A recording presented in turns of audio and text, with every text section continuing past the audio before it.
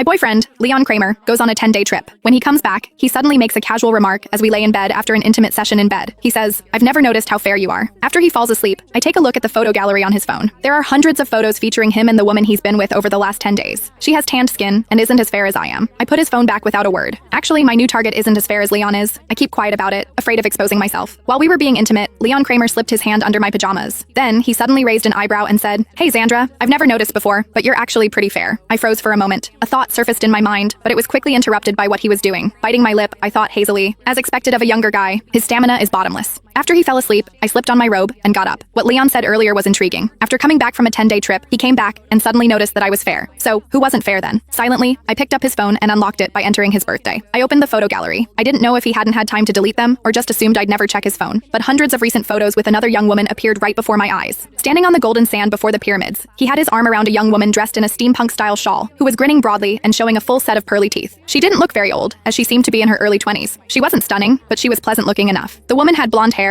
a round face, and big doe eyes. When she smiled, it carried that distinct brightness of youth. As I kept scrolling, the photos became increasingly inappropriate. They were in a hotel pool, in front of massive floor-to-ceiling windows, and on a large double bed. When their bodies were intertwined, the young woman didn't seem to mind Leon taking photos of them at all. Young people nowadays were so incredibly bold. Most importantly, she had a tanned complexion. Now, I understood why Leon said I looked fair. He had spent 10 full days with her before coming back to me, so of course I'd seem fair in comparison. I quietly placed the phone back beside Leon's pillow and glanced at him. His brows and eyes were relaxed as he slept soundly. Under the moonlight, his prominent forehead cast deep shadows over his eye sockets, where long eyelashes adorned his closed eyelids. How nice it was to be young. One could fall asleep the moment their head hit the pillow. I reached out and gently touched his eyelid. His lashes trembled slightly, but he didn't wake up. The first time I met Leon was when my younger cousin, Kelly Porter, started college. I went to visit her on campus. A crowd of girls had gathered on the field. Curious, I squeezed in and heard the sound of a guitar. The evening breeze brushed through the boy's hair. His slender fingers strummed the guitar, and the setting sun outlined the firm, yet not overly bulky lines of his back. His thin eyelids carried a faint blush. His long lashes were lowered slightly as he sang a foreign song, his voice husky and magnetic. I listened carefully, and it sounded like he was singing in Farvone. The girls around us chattered and snapped photos. Kelly tugged at my arm excitedly. "Xandra, that's the lead singer of a band formed by students here. Isn't he handsome? He could totally debut right away." He really was handsome. I nodded, intrigued. So, when he finished singing that day, and the girls rushed up to ask for his number, I, much to Kelly's shock, also handed him my phone. What happened next followed naturally. Leon posted on social media asking where he could find a good recording studio, and I recommended a friend's studio to him. To thank me, he treated me to a meal. Later, I helped him out a few more times, and before long, the two of us ended up together. Leon didn't like living in the dorms, so I moved out with him. He didn't like takeout, so I learned to cook 3 meals a day for him. He didn't like having strangers in the house, so I terminated the cleaning service and took over all the housework myself. It was fair to say that over these past few years, I'd taken care of him in every possible way. Kelly, who initially gritted her teeth in frustration, later felt conflicted about our relationship. She warned me, "Leon seems pretty flirty. I've heard he's gone through more than a dozen girlfriends in a year. Don't fall in too deep."